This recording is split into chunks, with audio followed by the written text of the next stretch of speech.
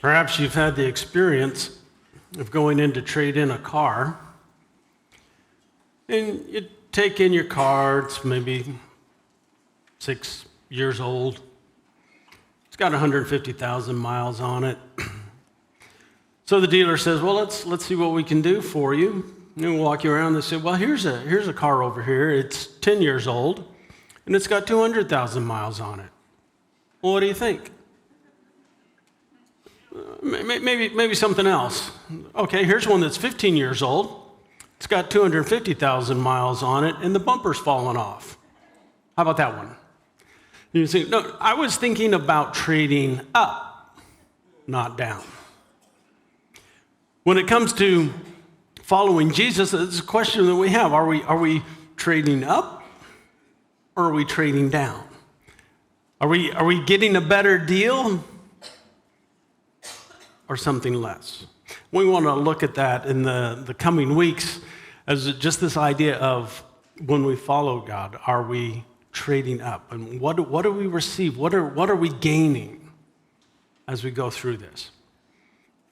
Have you ever had the experience that they've gotten a little bit better, but early on, when you went to the vending machine and they started taking dollars, which is great because you don't have to, look around for change in your pockets in your car, underneath the seat, see what you could come up with. But you go to put in your dollar and it spits it back out. And you think, oh, wait a minute, I turned it and had the wrong side. Got to have George Washington. I got to get his face up on top there. And you got to try to get all the little corners laid out and you put it in there. Nope, man, spits it back out. You try again, you smooth it as best you can, boom, comes back out. Oh, good grief. So you're back to the car looking for change. Maybe you've felt like that from time to time, that you've been rejected. Maybe the person you liked or loved didn't like or love you back. Maybe the job you interviewed for said, man, we're going a different direction. Maybe the school or schools that you wanted to get into said no. And you feel defeated. This morning we want to look at somebody who was rejected multiple times, but found that rejection he was able to trade up for something much more. And so we want to take a look at that. And so we want to look at the 4 rejections of Joseph. Joseph, when you look at where is he at, who is he? We have God creates the world. We have Adam and Eve, then Cain and Abel, then you get Noah, and then you get to Abraham, and Abraham has a son by the name of Isaac. Isaac has a son by the name of Jacob, and Jacob has these 12 sons, and one of them is Joseph. He's got a big family. There's a story of an annual picnic. Big clan comes together. There's a young bride there. And she brings her new husband to an old, frail woman who's busily just kind of crocheting, sitting in a rocker. She comes up to her and says, Granny, gingerly just kind of touches her arm. This is my new husband. And the woman, she looks up at him very critically, just gives him the once over for a little bit. Then she says, young man, do you desire children? And he's startled by her bluntness. And well, yes, I do. And then she looks around at the 6 picnic tables full of people and all of her offspring and their offspring and everything. And she just looks kind of scornfully and she says, well, try to control it.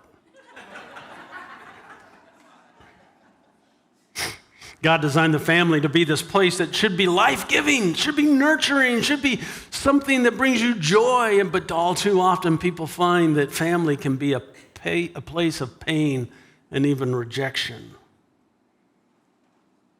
And this is what happened to Joseph. If we go to chapter 37, begin in verse 3, it says, now Israel, that's a new name for Jacob. Israel loved Joseph more than any of his other sons because he had been born to him in his old age. And he made an ornate robe for him. And when his brothers saw that their father loved him more than any of them, they hated him. They hated Joseph. And they could not speak a kind word to him. Joseph didn't help matters too much himself. He would often kind of give reports on his brothers. And he just kind of wore it just a little too easily. And so we see here his father makes this mistake of favoritism and favoring Joseph. And his brothers they hate him. And so one day when Joseph found himself alone with his brothers, far from his father's watchful eyes, his brothers hatched a plan. And we see in verse 20, it says, "Come now, let's kill him." And that's how much they hate him. Let's kill him and throw him into one of these cisterns and say that a ferocious animal devoured him. Then we'll see what comes of his dreams, because he'd had these dreams about them that said they would bow down to him. When Reuben heard this, was one of the brothers, he tried to rescue him from their hands. Said, "No, let's not take his life. Don't shed any blood. Throw him into the cistern here in the desert and don't lay a hand on him." And his plan was to come back and rescue him. So the first thing we see here is that he is rejected by his family. That's his very first rejection, by his family. They throw him into a pit. Some want to kill him. That's some serious rejection. But then we go on here a little bit more and it says, when the Midianite merchants came by, his brothers pulled Joseph up out of the cistern and they sold him for 20 shekels of silver to the Ishmaelites who took him to Egypt. And the Midianites sold Joseph in Egypt to Potiphar, one of Pharaoh's officials, the captain of the guard. Now you begin seeing this downward trajectory that Joseph is on. So he's going from the favored son in the clan. And now his family kicks him out, essentially. But then he's sold into slavery. This is the second rejection, and that is by humanity. To be told you're no longer a free will moral agent, you are now a slave. You are owned by other people. Slavery has been around for thousands of years. In nearly every culture, every race has practiced it. Some people became slaves when their nation or tribe lost a battle or a war. Many have been betrayed by their own people and sold into slavery. And what a rejection of our humanity. To be told, you now belong to another human being and they can do whatever they want to you because you are no longer human, you are property. But we have this. We're told that God was with Joseph. And Joseph impressed Potiphar with his ability to manage things. In verse 6 it says, so Potiphar left everything he had in Joseph's care. With Joseph in charge, he did not concern himself with anything except the food he ate. So Joseph, he's rebounding a little bit. He's a slave, but he's proving himself. He's showing he's a smart guy and he can manage things. And God is with him, and so he seems to be rising up here a little bit. But then we're told this. It says, now Joseph was well built and handsome. And after a while, his master's wife took notice of Joseph and said, come to bed with me. But he refused. One day he went into the house to attend to his duties, and none of the household servants was inside. She caught him by his cloak, and she said, come to bed with me. But he left his cloak in her hand, and he ran out of the house. When she saw that he had left his cloak in her hand and run out of the house, she called her household servants. Look, this Hebrew has been brought to make sport of us. He came in here to sleep with me, but I screamed. When he heard me scream for help, he left his cloak beside me and ran out of the house. She kept his cloak beside her until his master came home. Then she told him this story. That Hebrew slave you brought us came to me to make sport of me. But as soon as I screamed for help, he left his cloak beside me and ran out of the house. When his master heard the story, his wife told him, saying, "This is how your slave treated me." He burned with anger.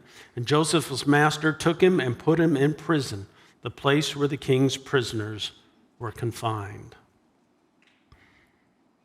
Now we see his third rejection, and that of justice. He is rejected by justice. He should have been able to say, "I didn't do that. I ignored your wife's advances. I did everything in my power to not sin." But instead, he is unjustly treated. Maybe you've been on that side of things yourself. You did all the right things and you're still accused falsely. Family member didn't believe you. Boss didn't believe you. Teacher didn't believe you. And you're constantly feeling rejected by that. But God's not done with Joseph yet. There were a couple of other prisoners. One of them was a cupbearer to Pharaoh. Now, that seems like not such a big deal, but the cupbearer was usually the one who made sure that the food wasn't poisoned. And they had a close relationship with their king. For some reason, this cupbearer to Pharaoh fell out of favor with him, and he was thrown into prison. But then he had a dream. And he met with Joseph, and Joseph said, "Well, I can tell you what your dream is, and your dream means you're going to be released and restored to your position." Now, there was someone else, the baker, who had also fallen out of favor. He also had a dream, and Joseph said, "You're not going to survive." And here's what happened. The baker was put to death. The cupbearer was restored to a position. And what Joseph asked of the cupbearer was, "Remember me. Tell Pharaoh about me. Tell him that I did nothing wrong. Help me." And the cupbearer said, "Oh, yes, this is great. I'll do it." But then it says in verse 23 of Genesis 40, the chief cupbearer, however, did not remember Joseph. He forgot him. Now, it's probably not that he just, who? Joseph who? I mean, he chose not to think of him. He chose to reject him. Maybe he doesn't want to put his own new standing in jeopardy, but he ignores him. And so he is rejected again by memory, forgotten by the cupbearer.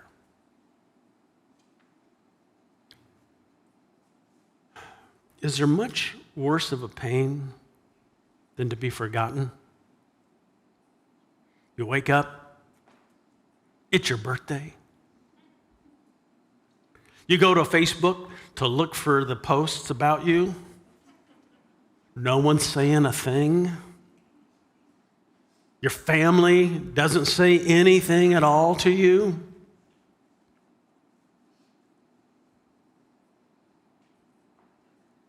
You feel forgotten, ignored. Or it's your anniversary. Your spouse just goes on with their day. It's painful, isn't it? And so here is Joseph, rejected again and again and again. Maybe hasn't happened, all those things haven't happened to you, but one of those types of things has happened to you in some way. And you understand the sting of rejection. But there's hope, there's good news, because we have one who wants to help you move from rejection to something else. To trade in your rejection for actual royalty in God's sight.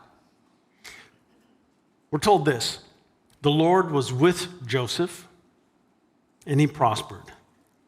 And he lived in the house of his Egyptian master. This was kind of going back. When his master saw that the Lord was with him and that the Lord gave him success in everything he did. The Lord was with him. And then in prison, it says, while Joseph was there in prison, the Lord was with him. He showed him kindness and granted him favor in the eyes of the prison warden, so that the warden put Joseph in charge of all those held in the prison, and he was made responsible for all that was done there. The warden paid no attention to anything under Joseph's care, because, why? The Lord was with Joseph and gave him success in whatever he did.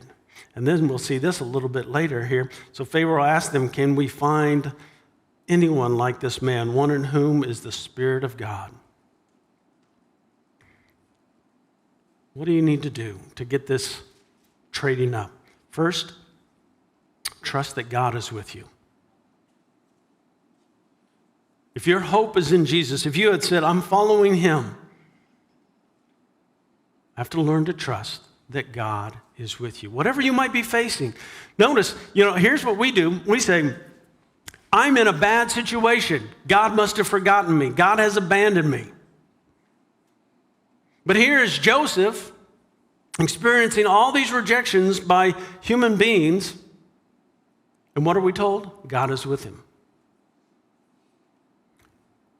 We tend to look and decide by our circumstances whether or not God is with us. But scriptural teaching tells us something else. That no matter what is going on with us, God is still with us. In Genesis 41:1, we read, when 2 full years had passed, Pharaoh had a dream. Now, this is 2 years after the cupbearer was restored. 2 years. And this dream became a major catalyst for change in Joseph's life. Pharaoh desperately wanted someone to interpret the dream, but no one could. That's when the cupbearer finally remembered Joseph. After how long? 2 years. Now, 2 years in prison, 2 years without freedom, 2 years eating prison food. If life is going well, 2 years can feel like 2 hours, can't it? Where did the time go? But if you're in pain, if you're frustrated, if you feel like your life is being stymied, every day of those 2 years can feel like an emotional and mental and spiritual slog. But that does not mean that God is not at work.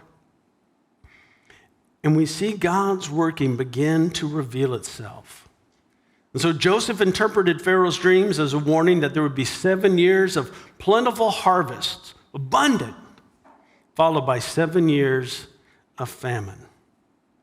And Joseph encouraged Pharaoh to begin stockpiling some of the plenty to get them through the 7 years of famine. Pharaoh thought, that's an outstanding idea. And says, you, Joseph, you shall be in charge of my palace, and all my people are to submit to your orders. Only with respect to the throne will I be greater than you. So Pharaoh said to Joseph, I hereby put you in charge of the whole land of Egypt. And now we have this rejection to royalty. Someone sees in Joseph something everybody else neglected. And he lifts him up. But here's the lesson for us. We have to allow God to say when. We have to allow God to say when it's time for that. We have a tendency to want God to act the way that makes sense to us. and our timing, right? What we often fail to grasp is that God has chosen to work with, through, and sometimes in spite of human beings to accomplish his will. If you've ever built a house or you did some remodeling and you needed multiple contractors, you get what this is like. The painter says, I'm ready to paint. I'm here. I'm free. I got a couple days to get this job done. But they can't start because the drywall finisher, hasn't done their job yet. And the reason they haven't done their job yet is they're waiting on the drywall to be hung. And they're waiting for the drywall to be delivered. But the store is waiting on the supplier to deliver the drywall, but that supplier is waiting on ingredients, and they have an equipment breakdown, and they're waiting on a custom-made bolt from someone else waiting on material, but the driver is out sick with COVID or something else. And it's just all backed up. And you're saying, why can't I get this done? Because all the different things have to fall into place. Now we say, well, why doesn't God? He's God. Why didn't he just snap his fingers? He just says the word and everything falls into place. Because he's not a genie granting wishes. And he's working through his creation. He partners with us. And if you miss that, then God doesn't make any sense at all. He seems capricious. If you understand that he works through human beings, then we begin to understand why his timing is not the same as ours. So we are often waiting on God's timing as the various pieces come together. And as we move through Joseph's story, his plan is put into motion. When the famine hits, it also impacts Joseph's family, who have to now travel down to Egypt to buy grain. And eventually they encounter Joseph, but they don't recognize him, in part because they probably assumed he's dead. When he finally reveals himself, they are guilt-ridden and they are frightened, because with a word, Joseph could exact absolute revenge. All he's got to do is say, off with their heads. And away they go. He could throw them into prison. He could sell them into slavery. He could do everything to them that they did to him. But he doesn't. Instead, he meets them with mercy and grace. Why? Listen to what he says. And now do not be distressed, and do not be angry with yourselves for selling me here, because it was to save lives that God sent me ahead of you. For 2 years now, there has been famine in the land, and for the next 5 years, there will not be any plowing and reaping. But God sent me ahead of you to preserve for you a remnant on earth, and to save your lives by a great deliverance. You see what he's doing here? He could look at these brothers of his and say, do you guys know the hell that I've been through? Do you know what it was like to be down in that pit and wondering if you were going to kill me, and then only to be sold into slavery and to be dragged along behind someone's cart for days and on end, and getting whatever morsel of food? And then I got a job, and I found a place, and I was doing well, and then I was accused of attempted rape. And then I spent time in prison, and I thought for maybe a moment, maybe I was going to get out of there, but then I was forgotten again. Do you know what that's like, guys? To feel that? How dare you come here? He could have said all that. I would probably say those types of things. Maybe you would too. And finally, I'm going to let you all know a piece of my mind I've been holding back. But Joseph doesn't. Why? Because now he sees things differently. He sees what has happened and what has transpired, and what they intended for evil, God used for good. So what do we do here? We have to embrace God's plan for us. We have to embrace his plan for us. Joseph saw that his journey was all of God's making. And rather than becoming bitter about it, he embraced it. Every detour seemed like he was trading down, like trading from a Buick LeSabre down to a Chevy Vega, and then going all the way down to a Yugo. And if you're too young to know what those are, look them up.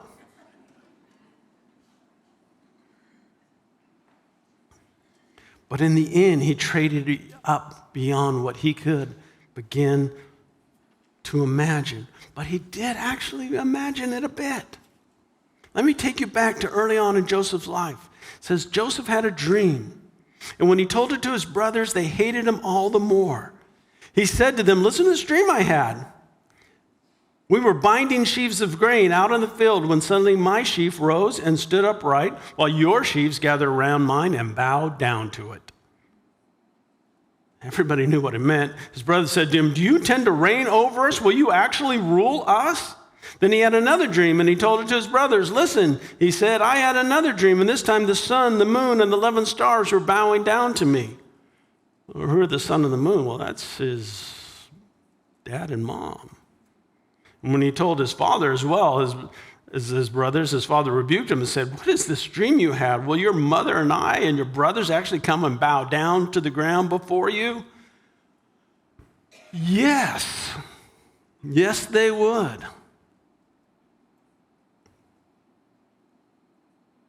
But what about us? When you choose to follow Jesus, you trade in all those rejections that you've ever had, and you might still have in the future, for a royal position where God is using you in some way. It may not be as anything where you're saving thousands, if not millions of people's lives,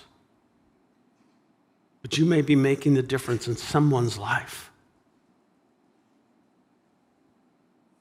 And your plan may not be this very specific thing, but maybe just you are in God's general plan for humanity and for his followers of shedding light and salt, grace and mercy where you are. Letting your light shine in such a way that people see what you do and they give glory to God. That's something for all of us who seek to follow Jesus. Peter, in his first letter, said this, you, speaking to the church, you are a chosen people, a royal priesthood, a holy nation, a people belonging to God, that you may declare the praises of him who called you out of darkness into his wonderful light. God does not move you from rejection to royalty for your own comfort, but that you might shine and deflect the light up to him. And you can begin to see that the painful stuff in life can be used by God in a powerful way. When you begin to see that whatever your story looks like right now, the last chapter has not been written.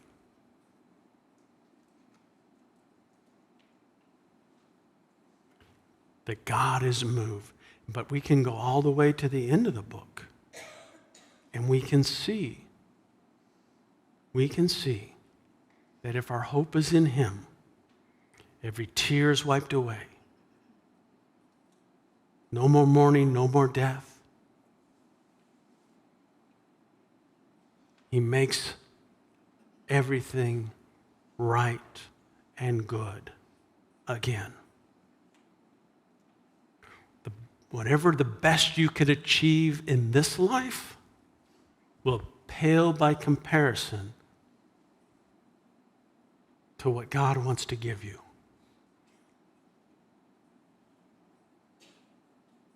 Why settle for a Buick LeSabre when you can have a Lamborghini that's waiting for you? And why settle for a Lamborghini when you can have the streets of gold?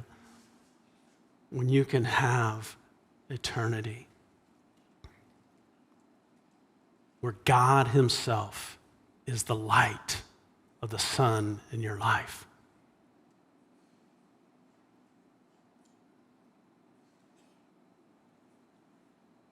Will you pray with me?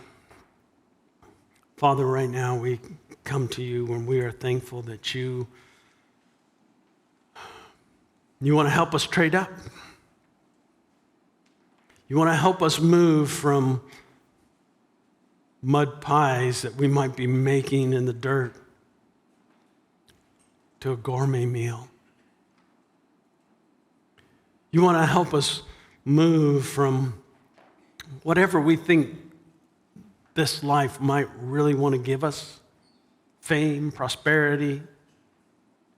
You want to give us something more. But it's hard in the middle of rejections to see it. Help us through Joseph's story to begin to see how you can work in us and through us and for us. Father, all of this is possible because of what Jesus did, who he took his royalty and traded it in for rejection so that we might take our rejection and trade it up for royalty. Help us to remember that as we take the bread and we take the cup here in just a moment. And we say, thank you for that trade. And in Jesus' name I pray, amen.